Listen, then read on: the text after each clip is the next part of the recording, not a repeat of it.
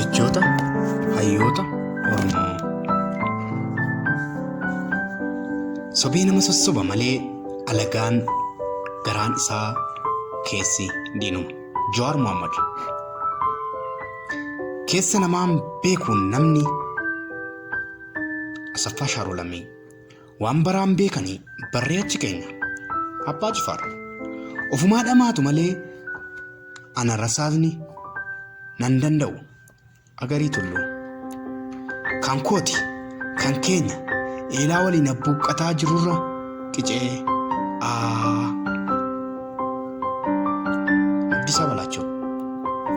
Afaan Oromoo kan aba'oo miti, kan oppiidiyooti miti, kan kaafawooti miti, kan waaqeffattootatti miti, kan musliimotaa miti, kan kiristaanotaa miti, kan Oromoo hundaati. Kanaafuu isa guddisuun gahee hunda keenyati. Abdiisaa Baancaa yookaan Abdiisaa Baa. Dhaloota dhugaan finiinse doorsifni qawwee hin ukkaamsu. Beekan gulummaa. Qaanqeen dhugaan qabsiifamte gimmii sobaatiin hin jigdu. Beekan gulummaa.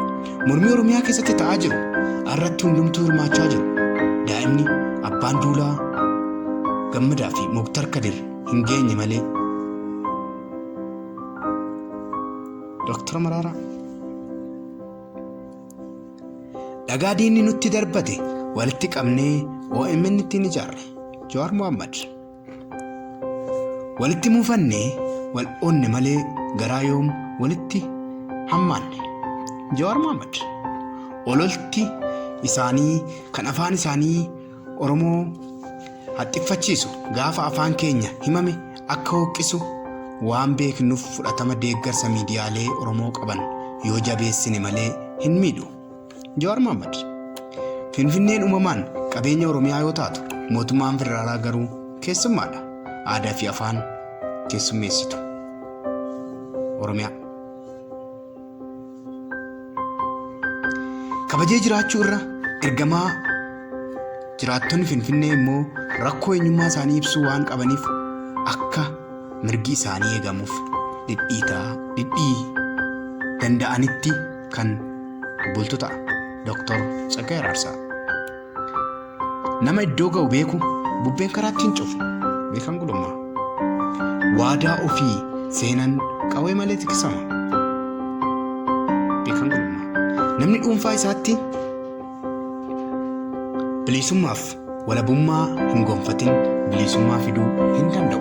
Namni osoo bilisummaa barbaadu gara qabsoo hin seenin dura sammuu isaa gabrummaa jalaa bilisa baasuu qaba. Saaphaloo Kadir. Abbaan osoo muka dhaabuu yoo du'e ilmi isaa osoo muka sana kunuunsuu yoo du'e ilmi immoo osoo firii mukichaa nyaatuu du'a. Ammas ta'uu gaarii gatii hojii ofii argachuu oola. Lataa Qana'ii. Anarra mana hidhaa keessa jira. Boru immoo kanneen har'a yakka malee na hidhan kanaaf ta'a qabsoon keenya. Itti fufaa. Baqqalaa Garbaa.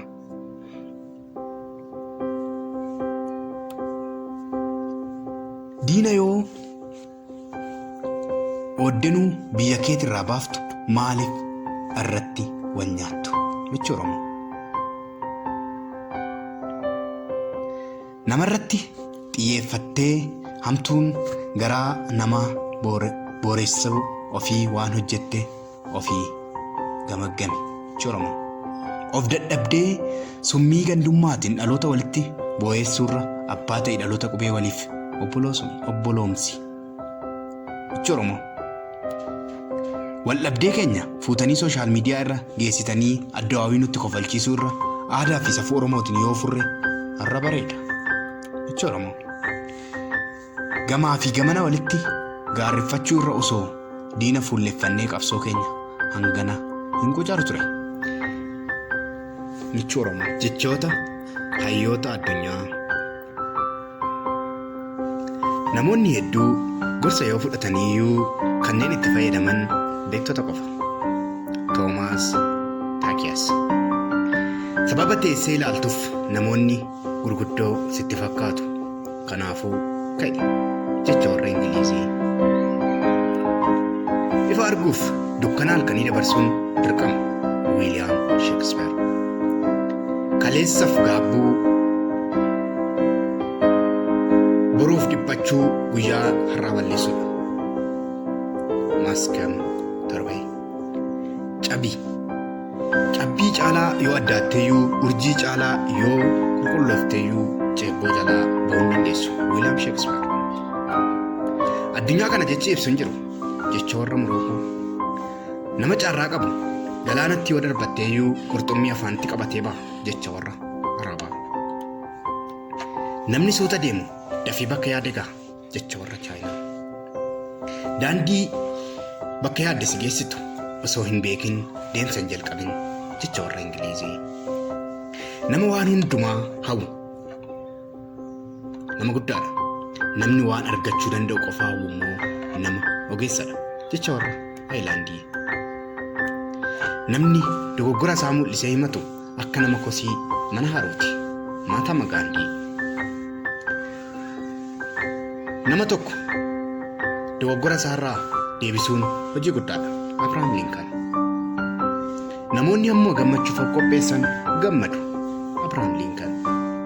Namoota biroodhaaf yaaduun hin yaadnu yoo taane wanta namaaf gochuu dandeenyu yoo dhiifne burqaa gammachuu tokko akka gogsneetti beekuu qabna. Wiiliyaam Wiilbar. Gammachuu fi shittoon wal fakkaatu. Osoo namootaaf biifanii ofiis dhugeeffatu. Maaliif waltoo imirsan? Maallaqni nyaata malee fedhii nyaataa hin bitu. Maallaqni qoricha malee fayyaa hin bitu. Maallaqni hordoftoota malee hiriyaa hin bitu. Maallaqni hojjettoota malee amantoota hin bitu. Henry Ibsen. Namoonni hedduun abdii fuula duraa qaban abju'atanii yeroo gammachuu abdiidhaan eeggatu. Garuu guyyaan har'aa guyyaa hundarra guyyaa addaati. Sababni isaa guyyaan har'aa harka kee keessa seentee jirti. Charles Colton. Har'i akka ta'etti yoo qabaatti siif galte malee borus hin amanamtu. Thomas Derrickson. Wanti nuti sodaachuu qabnu sodaa qofaadha. Franklin Roosevelt. Baay'inni rifeensaa, baay'inni copha bokkaas akkuma beekamuu hin dandeenye, baay'inni rakkinaas sammuu namaatti mul'ata. Xureessuu hin danda'u. Namni akkasii madaala jireenyatti ni eega. Seenaa kee.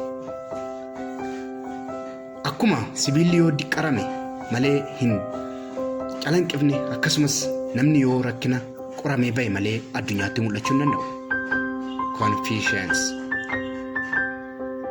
Sodaa kee of keessaa dhokfadhu. Dhimma biraa garuu hiriyoota keetiin mari'adhu. Robert Louis Stevenson. Sammuu keenya qaamota keenyatti amanuu dhiisuuf aangoo qaba. Sammuun keenya qaamota keenyatti amanuu dhiisuuf aangoo qaba. Under Moa. Namni namoota injifatu nama cimaadha. Namni ofiisaa injifatu immoo hunduma caalaa. Law 8. Dadhabbinni jireenya keessatti nama qunnamu tokko qofa. Innis waan beekuu qaban beekuu dhabu. Kanaan Frederick Fuller. Miirri injifannoo kan madaalamuun injifachuu qofaan osoo hin taane yoomuu kufanis tattaaffii gochuudhaan ni madaalama. Oliver Goldsmith.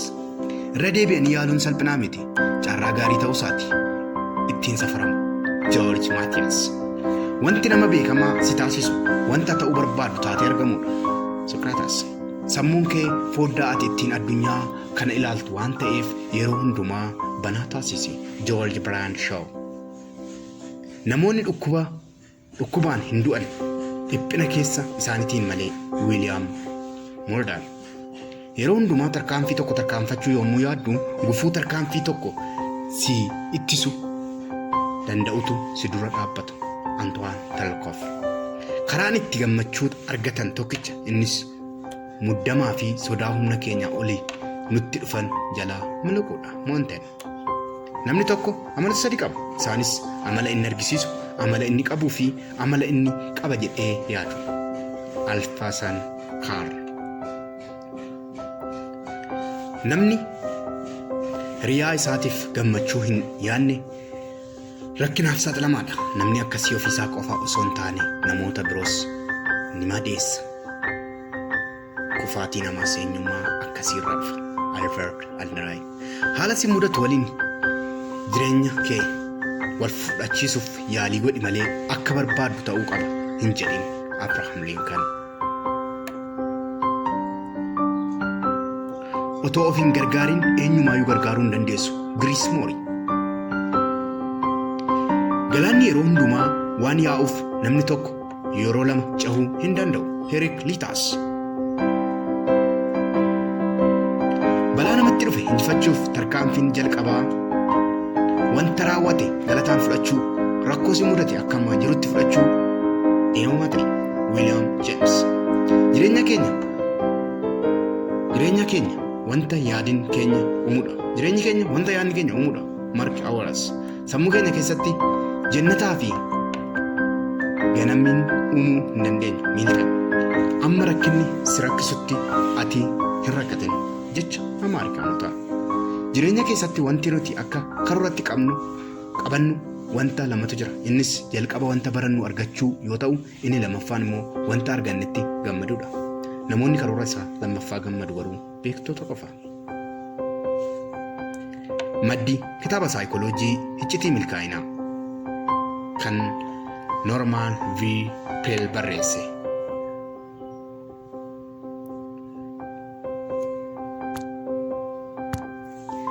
Waa fudhachuu irra waa kennuu caalaa nama gammachiisa kitaabicha keessaa. Namni guddaan eenyumaanuu of hin madaalu. Namoonni baay'een sababii kophaa ta'aniif mukaa'u. Ani garuu nama mukaa'aa waliin jiraachuu namu keessa. Efragaan Guddatan Aleeks. Yoo nama jabaa ta'uu barbaadde jireenya kophaatti gammaduu bari. Aleeks Faandar. Namoonni baay'een addeessa kan koraniif namoota jalaa isaan utuban waan qabaniif. Kanatti aansuun hayyuu goota Oromoon qabdu tokkoonan waliin barsiisa. Obbo Baaroo Tumsaa jedhama yookaan goota Baaroo Tumsaa. Obbo Baaroo Tumsaa yaada jijjiirama gurguddaa burqisiisuun nama morkataa hin qabne ture. Seenaa jireenyaa fi mala qabsoo Oromoo keessatti qabsaa'aa gameessa Oromoo Obbo Baaroo Tumsaatiin waliin barsiisa. Obbo Baaroo Tumsaa bara 1942 dhiha Oromiyaa Wallagga Ona Boojjii Karkarrootti abbaa isaa Obbo Tumsaa Silgaa fi haadha isaa Naasisee Cirrachoo irraa dhalate. Deeggarsa obboleessa isaa Luba Guddinaa Tumsaa fi obboleessa isaa Nagaasaa Tumsaa waliin Naqamteetti sadarkaa tokkoffaa baratee sadarkaa lammaffaa immoo Itoophiyaa Evilgil Kolleej Bishooftutti barate. Yuunivarsiitii Finfinnee galee barachuun bara 1966 faarmaasiin sadarkaa BSC'n eebbifame. Erga yuunivarsiitii galee kaasee guyyaa tokkollee qabsoo irraa kan of hin qosanne Baaroo Tumsaa gumaacha mul'ata gumaachaa ture. Dr. Muhammaddiin Huseenii fi Kulanii Guddinaa seenaa Baaroo Tumsaa barreessan keessaa sochii siyaasa barattoonni gaggeessaa turan keessatti qooda guddaa nama qabaataa turan yommuu ta'u, bara 1964 hanga 1965tti pirezidaantii yuunivarsiitii Finfinnee ture. Bara 1966tti ammoo barreessan Union of the University Students in Addis Ababa ta'ee hojjetaa ture. Obbo Baaroo Tumsaa barattoota Oromoo, loltuu Oromoo, miseensota paarlaamaa fi beektota Oromoo hunda gidduutti qunnamtii gaarii uumuu danda'e. Kun ammoo jarmiyaa gurmeessuuf bu'uura guddaa ijaare. Obbo Baaroo Tumsaa yaada jijjiirama gurguddaa burqisiisuun nama morkataa hin qabne ture. Qunnamtii fi hariiroo gaarii uummata Oromoo keessatti qabu fayyadamee sochoosuun bara 1965 dhaadannoo lafti qotee bulaaf jedhu hiriira Finfinnee qopheessuun Oromoof jijjiirama guddaa kan fide bu'uura qabsoo hunda nu akeeke. Bara sana keessa uummanni Oromoo lafa isaa irratti mirga dhabee bulchiinsa gabrummaa jalatti lammii sadaffaa ta'ee qabeenya samamaa siyaasaan hirfamaa fi aadaa isaatiif tuffatamaa akka ture Obbo Baaroon sirriitti hubachuun Oromoo barsiisaa turan. Obbo Baaroon bara gabaabaa gidduutti sagalee fi afurri warraaqsaa dura dhagaamee hin beekne goolee afran biyyattii keessatti balbalee akka dhaga'amuuf hooggansi inni kenne mootummaa Haayila Sillaaseetiin yaaddoo haaraa akka biqilchu kan taasise ture. Seenaa Obbo Baaroo Tumsaa akka ani barreessu kan na dirqisiise waan lamatu jira. Tokkoffaa namoonni yeroodhaaf seenaa sana dhoksuu barbaadan jiru.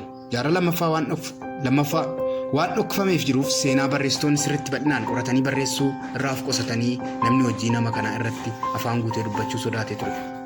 Kun anaaf na liqinfamuddee obbo Nagaasaa Tumsaa illee waa'ee obboleessa isaa miidiyaa hunda irratti akka hojii isaatti akka hin dubbanne naa ibsanii jiru. Seenaan Jaal Baaroo Tumsaa namni sirriitti hin beeku. Sababni isaa yeroo dheeraaf dhoksamaa ture. Yeroo turaa adeemu immoo ni irraanfatama achumaan dhokata. Seenaa qofa otoo hin taane dhaabni isaa otoo ibsa ga'aa hin baasin namoonni waa'ee isaa ibsuuf ni rakkatu turan. Inni guddaan ammoo Obbo Baaroo Tumsaa jireenya isaa keessatti nama aangoo barbaaduuf nama na argaa jedhu yookaan pirootokoolii isaaf maqaa isaaf dhaadhessaa adeemu otoo hin taane nama akka ogeessatti duuba taa'ee hojjechuu jaalatu waan ta'eef namoonni alaa hedduun hin beekan. Namoonni baay'een Obbo Baaroo Tumsaa bu'uureessaa ABO ta'uu isaallee sirriitti hin beekan. Obbo Dheeressaa Qixxees garuu Baaroo Tumsaa bu'uureessaa fi hoogganaa ABO qofa ta'uu hin taane mallattoo ABO ture jechuun ragaa ba'u. Kana namoonni Oromoo beekuu qaba. Kana uummanni Oromoo beekuu qaba kan jedhu waan Piroofeesar Muhammad Aaddee Kulanii Guddinaa barreesse. Kana hubannoof ragaa ani qabu gabaabsee barreessuu yaala. Qabsoon Obbo Baaroo fi hiriyoonni isaa Oromoo lafa ofii irratti garba ta'ee alagaan humna qawweetti dhufee biyya isaa dhabee seenaa deebi'ee akka dhuunfatuuf qabsoo yeroo jalqabaaf eegalame kabajamuu mirga dhala namaatiif bilisummaaf daandii qabsoo saaquun kunoo haala har'a keessa jirru nu ga'uu danda'e. Obbo Baaroon nama seenaa qabeessa.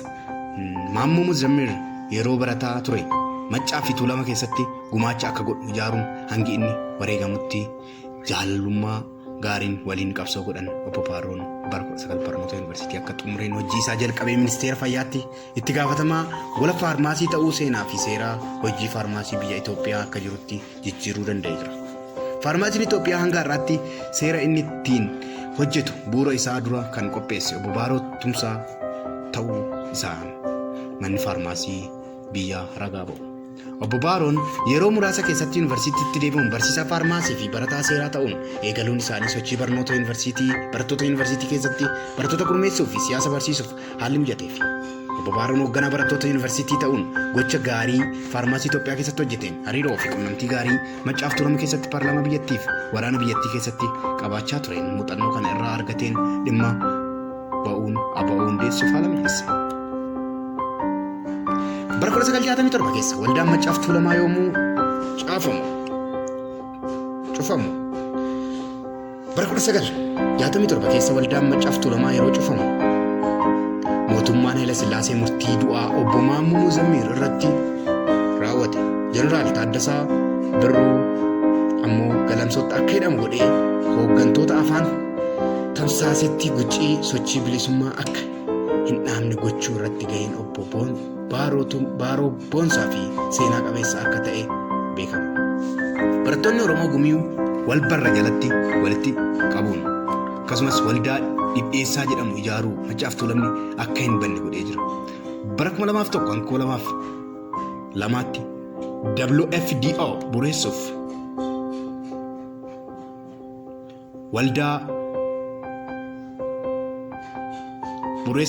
waraqaan alaa wixinee dhufee fuudhee obboleessa Obbo Baaroo Tumsaa Obbo Nagaa Tumsaa biraa yeroo deemu fakkeenya Baaroo Tumsaa akkan ta'u seenaa fi hojii Baaroo na barsiisan. Itti dabaluun sagantaa waldoo ani qopheesse sun namni dura dubbise isaan ture. Dhaabni sun dhaabbachuu akka qabu na mirkaneessa garuu mootummaa waan si shakkuuf jaarsolii of dura qabadhuu deemii akka Baaroo hayyuu ta'e gorsii ijaari malee aangoof jettee of dura hin qabin naan jedhanii Obbo Bulchaa Dammaqsaatti sagantaa kana kennuu naaf godhan. Yeroo lammataa gaafa Maccaa fi Tuulama cufamu bara 2003 uummanni Oromoo bakka itti walitti qabamu dhabuu Obbo Nagaasaatti deebi'ee ammas gargaarsa yeroon gaafadhu amma waan Baaroon bara kana gaafa Macaaf Tuulamni cufamee hojjete sun hojjechuu dirqama keeti jaarsoliin barbaanna jedhan hundumtuu waldaa WFDOf akeekaa fi tooftaa baaroo tumsaa waggaa 30 duratti fayyadamuu yaale. Aba'oo waliin qunnamtiin qabaachuu qabnullee tooftaa fi hariiroo baaroo tumsaa ture. Gara seenaa obbo Baarootti yoo deebinu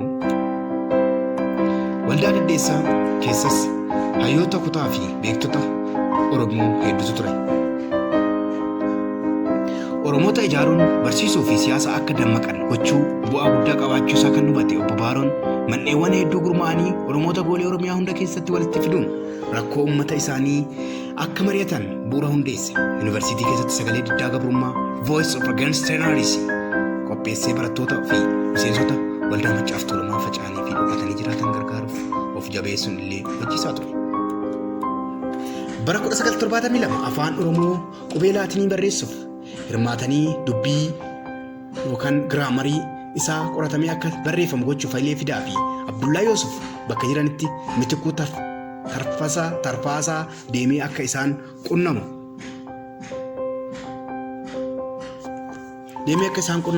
gochuun ga'ee baaroo tumsaa guddaa ture. Qormaataa fi barreeffama biyya keessaa funaanuun Mitikuu Tarfaasaa gara Jarmanii deemee Hayilee Fidaa fa'aa waliin akka hojjetu baasii isaa danda'uun kan erge baaroo fi guddinaa tumsaati. Bara 1973 man'iilee duraan obbo Baaroon ijaaraman hunda biyya keessaa biyya alaa jira.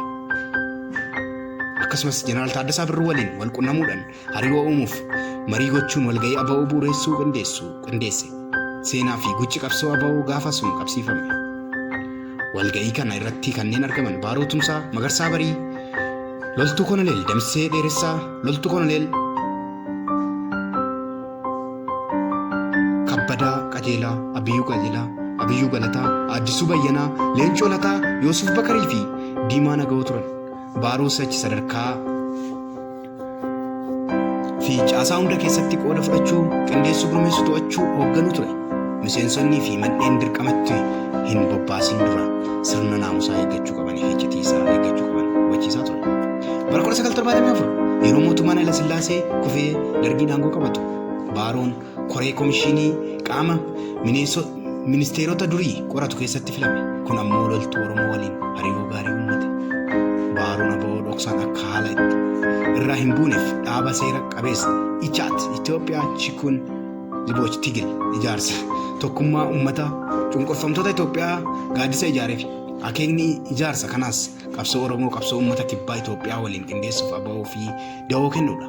Hoogganaa ijaarsa kanaa kan ta'e Biiroo Barreessaa Ijaarsa Uummataa seenee tooftaa kanaan WFDO ijoollee Oromoo darramaa turan lubbuu hambisuuf itti fayyadamee ture. Har'allee itti fayyadamuu gaarii ture.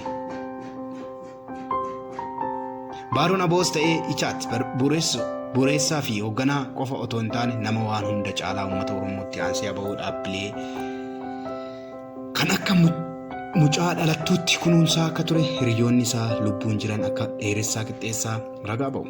Baaroon yeroo Ichaat dhaabe rakkoo uummata Oromoo irraa dabarsee ilaaluudhaan uummata akka Oromoo rakkataniif gabroonfatan fira gochuudhaan Oromoo duuka ijaaree ture. Kun har'allee tooftaa Baaroo kana deemuu qabna. Uummata kush hundaa fi duuka gurmeessuu qabna. Dhaabbilee siyaasa Oromoo Habashaa jala rurruuqamuu mana sabaa fi sablammii hundaaf fira godhachuu waliin ijaaramuu qabna. Kana gochuuf ammoo durillee Oromoo dhaabni isaanii walitti tokkoomsuuf qaba. Bara 1976 Baaroo Tumsaa man'eelee dhoksaan ijaare hunda sochoosuun ijoollee Oromoo qaroo bakka hunda irraa qunnamuu fi walitti fiduun Tumsaa aba'oo inni dura Finfinneetti bara 1976 akka ta'uuf sagantaa siyaasa dhaabbichaa akka mul'atuun barruulee dhaabbichaa siyaasa isaa ittiin tamsaasuu danda'u bakkalcha Oromoo kan dargaggoota Oromoo warraaqaa kan qaama waraanaa sagalee sabboonaa bosonaa moggaafameen sagantaan siyaasaa dhimma Oromoo irratti akeektee fuula tokkoon akka eegalu kan taasise. Murna obbo Baaroon hoogganaa ture akka ta'e seenaan hojii isaa ni mirkaneessa. Baaroon sirna mootummaa jala Finfinnee taa'ee hoogganaa fi waraana akkasumas caasaalee dhaabbichaa adda addaa lafa bal'aa Oromiyaa irra diriirsee ture. Hoogganni aba'oo gaarii tokko akka bahaatti bobba'u godhame. Bara 1977 keessa Baaroon murna kutaa Harargee keessatti qabsoo hidhannoo gaggeessaa turetti gootummaan makame. Qaamni dhaabbichaa dirree bahaa ture rakkoo jajjaboo hedduu keessa waan tureef Baaroo Tumsaa fi Magarsaa Barii walga'ii naannoo sanatti guraandhala 1978 ta'u qopheessuu eegalan. Erga bobbaa waraana Itoophiyaa ofirraa ittisanii booda sirna dhaabbichaa sirreessuu itti fufan. Caamsaa 1978 bakka Baaroo Tumsaa fi hooggantoonni biraa dirqamaan kan irraa jiranitti miseensa dhaabbichaa dhukaasni itti banamee Baaroon wareegame. Jechoota hayyoota Oromoo. Sobii nama sossoba malee alagaan garaan isaa keessi diinuma. Jawaar Mohaammed. Keessa namaan beekuun namni Asaffaa Shaaroo Lammii. Waan baraan beekanii barreechi keenya. Abbaa Jifaar. Ofumaa dhamaatu malee ana rasaasni nan danda'u. Agarii Tulluu. Kan kooti, kan keenya eelaa waliin abbuuqqataa jirurra qicee Abdiisaa Balaachoo. Afaan Oromoo kan aba'oo miti, kan oppiidootii miti, kan kaafa'ootii miti, kan waaqeffattootatii miti, kan musliimotaa miti, kan kiristaanotaa miti, kan Oromoo hundaati. Kanaafuu isa guddisuun gahee hunda keenyati. Abdiisaa Baancaa yookaan Abdiisaa Abdiisabaa. Dhaloota dhugaan finiinse doorsifni qawwee hin ukkaamsu. Beekan Gulummaa. Qaanqeen dhugaan qabsiifamte gimmii sobaatiin hin jigdu. Beekan Gulummaa. Mormii Oromiyaa keessatti ta'aa jiru irratti hundumtuu hirmaachaa jiru. Daa'imni abbaan duulaa Gammadaa fi Muktar Kadir hin geenye malee. Dr. Maraaraa. Dhagaa diinni nutti darbate walitti qabnee OMN ittiin ijaarre. Jawaar Mohaammed. Walitti muufannee wal oonne malee garaa yoom walitti hammaanne. Jawaar Mohaammed. Ololti isaanii kan afaan isaanii Oromoo haxxiffachiisu gaafa afaan keenya himame akka hooqisu waan beeknuuf fudhatama deeggarsa miidiyaalee Oromoo qaban yoo jabeessine malee hin miidhu. Jawaar Mohaammed. Finfinneen uumamaan qabeenya Oromiyaa yoo taatu mootummaan federaalaa garuu keessummaadha. Aadaa fi afaan keessummeessitu Oromiyaa. Kabajee jiraachuu irra ergamaa